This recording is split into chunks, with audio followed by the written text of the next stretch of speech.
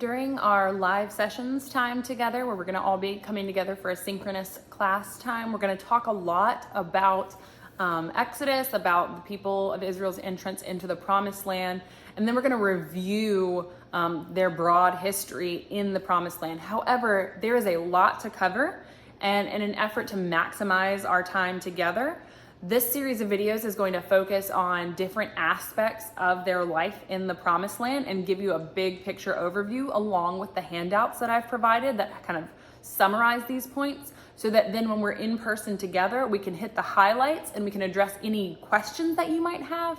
But I want you to have access to these videos in advance so that you can get a picture of the context.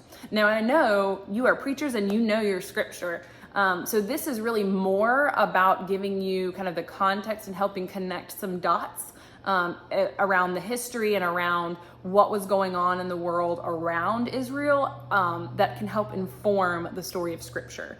So first and foremost, we're going to start at the beginning. When the people of Israel enter into the Promised Land, we're going to talk in our in-person sessions together about that actual entrance and their relationship to the prior inhabitants.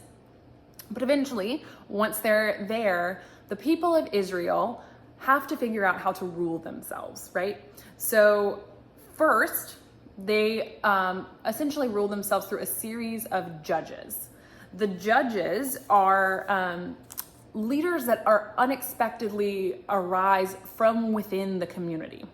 They are people that God calls out for a specific time, to use language from Esther, for such a time as this.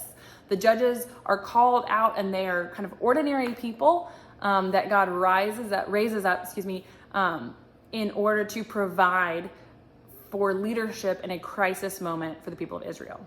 And so they are interpreted as heroes. They are seen as the miraculous providence of God for the people of Israel as they seek to live in the Promised Land. And so there are tales of their bravery, their defiance of oppressors, their service to Yahweh, to God, on behalf of Israel. And so they're seen as heroes, but they're inconsistent. They rise for a particular moment in time.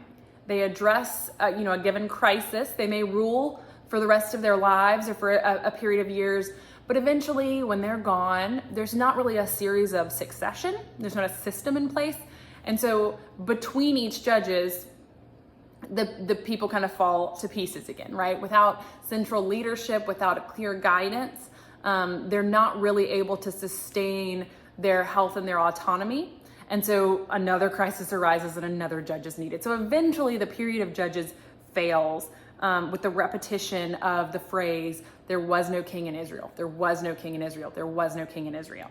Now remember, God is supposed to be the king. So this is actually a pretty scathing indictment of the people, that God is supposed to be enough for them. They're supposed to be able to follow Torah. They've been given all of these rules, all of these ways for setting up their society.